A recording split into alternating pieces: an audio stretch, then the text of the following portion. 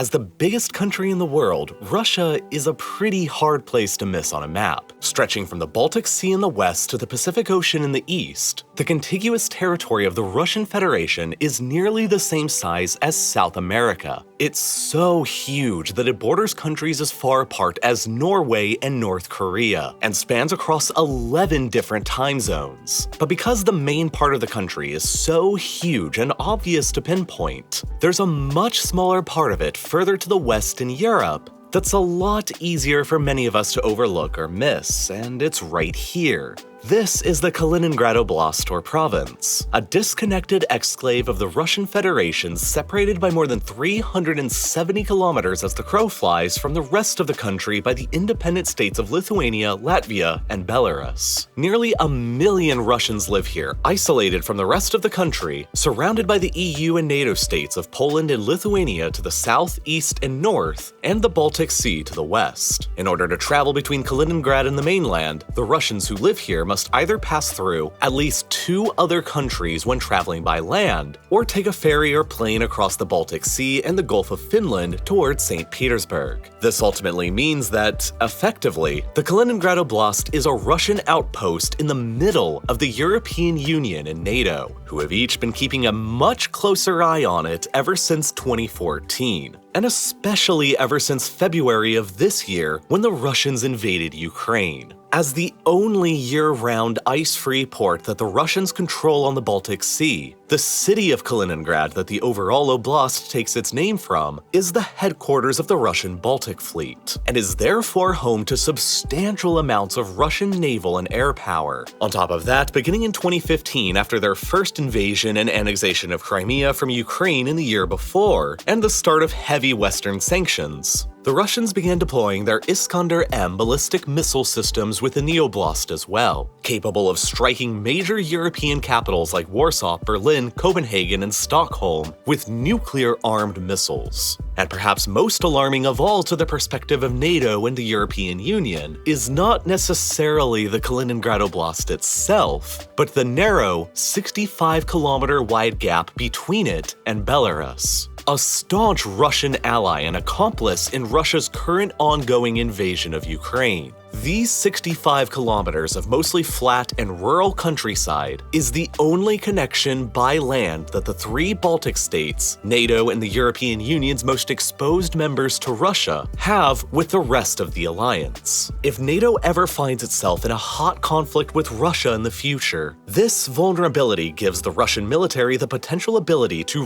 rapidly advance across the gap from both Kaliningrad and Belarus, lock down a defensive position across the border with Poland, and fully isolate the 3 Baltic states from the rest of the alliance, leaving them largely to fend for themselves against further Russian attacks from behind the main front line in Europe, while simultaneously, the Baltic Fleet and Iskander-M missile batteries based in Kaliningrad can serve to deny much of the Baltic Sea to any NATO resupplies to them by ship. But how did this little chunk of land, hundreds of kilometers deep into Europe, even end up as being Russian in the first place? How did Kaliningrad become, well, Kaliningrad? After all, for nearly all of the 684 years of history before the city and the oblast became Russian, it was largely German and better known as Königsberg and East Prussia. The city was founded by the Teutonic Knights in the mid-13th century and eventually served as the capital city of Prussia for centuries, until 1701, when their capital was transferred westwards to Berlin, though Königsberg itself remained the easternmost major city of Germany for 2.5 more centuries afterwards. The Russians actually briefly annexed Königsberg in 1758, but that only lasted for around 4 years until 1762, before they gave it back to Prussia, where it remained a major German city for the next 183 years until the closing days of World War II. By August of 1944, the Nazis were in full retreat across Europe, and the Soviet Red Army had just reached the frontiers of German East Prussia. At the time, there were well over 2.6 million German civilians living within the area,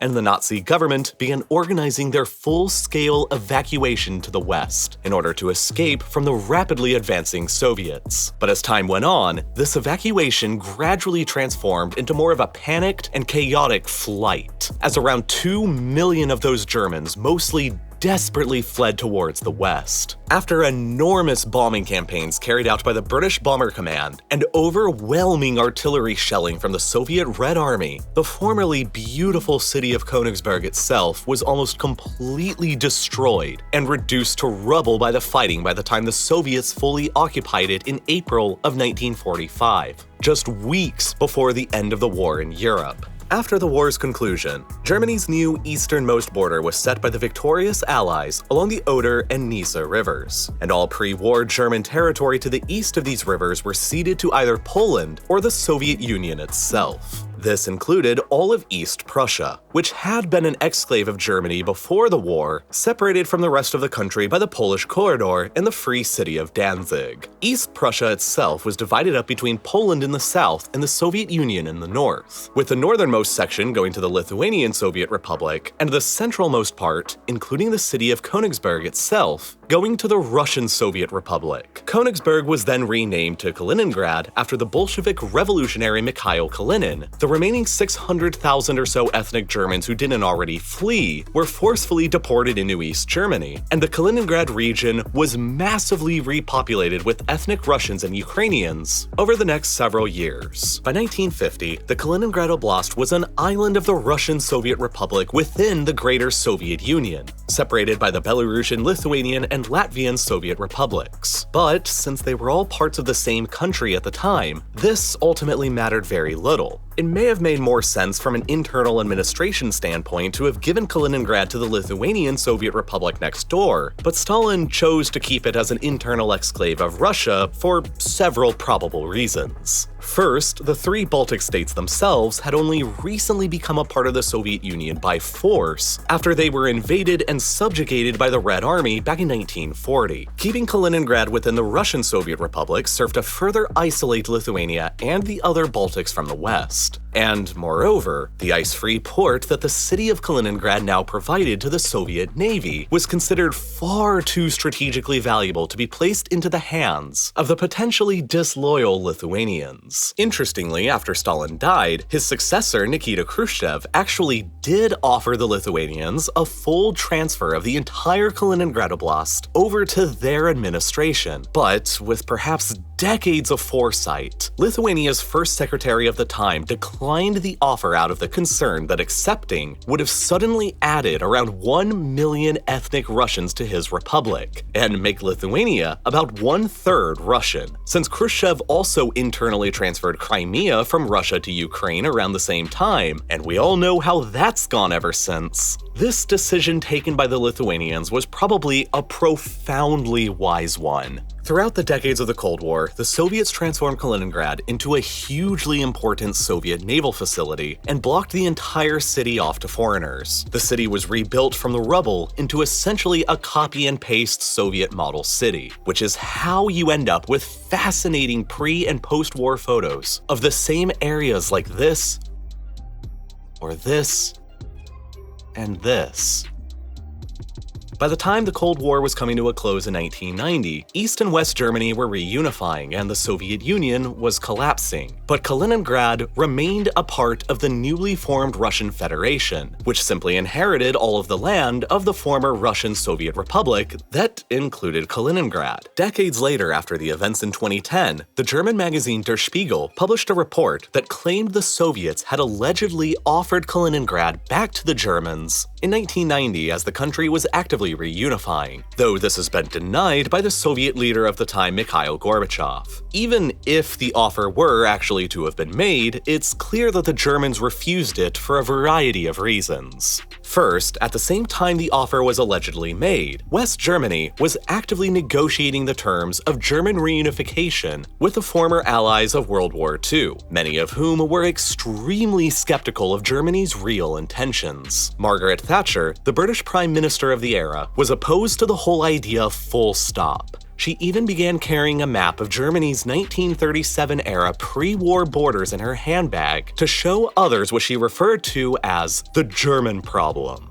Thatcher was concerned that if West and East Germany reunified, it would only be a matter of time before they began going further and reclaiming Germany's former lost territories to the east of the Oder and Nisa rivers that were annexed by Poland and the Soviet Union following the end of the Second World War. And she wasn't alone. The French president of the time, François Mitterrand, held very similar concerns as well, and both heads of state appealed directly to the Soviet leader Gorbachev to do what he could to stop the reunification from taking place. In order to calm down the British and the French and gain their trust and support, Germany signed a treaty that defined a united Germany as being the territory of West Germany, East Germany, and Berlin alone, without the legal right to make any further outside claims. Germany signed a treaty with Poland that firmly defined the Oder-Nisa boundary as the easternmost limit of the German state, and renounced all claims and titles to lands that once belonged to Germany any further east. Even further, Germany amended its own basic law so that it would be legally prohibited from ever accepting any application or offer from an outside entity to join the country. And besides, Königsberg and East Prussia no longer even existed in the sense of being remotely German. If Germany accepted Kaliningrad in 1990, they would have had the same big problem as the Lithuanians who were offered it back in the 1950s. What to do with those 1 million Russians who now lived there and called it home?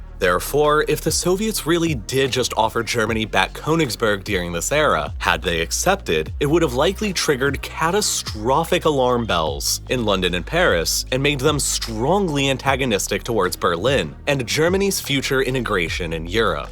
Which is probably why the Russians may have actually offered it, to destabilize Western European politics. But regardless, Germany either refused or the offer was never made, and Kaliningrad has remained Russian ever since, although it has been getting increasingly more and more isolated from the rest of Russia. Suddenly in 1991, when the Soviet Union collapsed, Kaliningrad became a fully separated exclave of Russia, hundreds of kilometers away from the mainland. In order to overcome this isolation, the Russians transformed the exclave into what they called a special economic zone, enabling the region to conduct trade free of any taxes or duties. The plan was to transform Kaliningrad, Russia's closest major city to the economies of Europe, into a Baltic version of Hong Kong. But unfortunately, that's not really how things ended up going. Poland joined NATO in 1999, and then Poland and Lithuania each joined the European Union and NATO by 2004, leaving the Kaliningrad Special Economic Zone deep within the West. After Russia's invasion of Ukraine and annexation of Crimea back in 2014, the West imposed their first round of economic sanctions upon Moscow.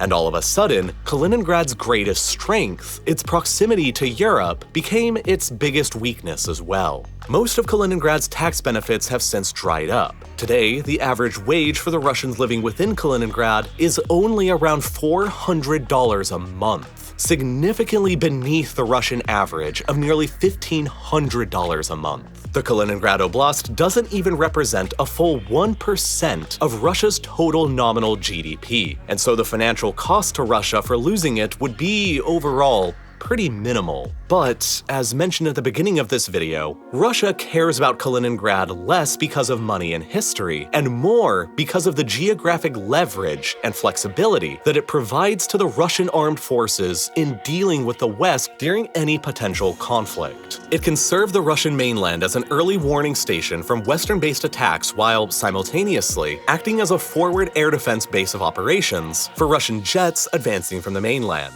Russia's only year-round ice-free ports on the Baltic Sea within the oblast at Kaliningrad and Baltijsk serve as the headquarters of the Baltic Fleet, and give the Russians the ability to operate on a sea that is increasingly becoming a NATO lake. With the highly likely admission of both Sweden and Finland into the NATO alliance coming shortly, the entire Baltic Sea coastline will be dominated by NATO other than Russia's own small outlets around St. Petersburg, Russia's second biggest city, and Kaliningrad, which blesses the Russians with the ability to conduct naval maneuvers in both the Gulf of Finland and the Central Baltics simultaneously, while keeping the coastlines of Lithuania, Latvia, Estonia, Finland, and much of Sweden relatively contained. And finally, when factoring in the friendliness of Belarus to the Kremlin, Kaliningrad also grants the Russian army the flexibility to select a pincer attack across the narrow Suwalki corridor across Poland and Lithuania that, if successful, would completely isolate the 3 NATO Baltic states from the rest of the alliance, should the unthinkable ever happen in the future.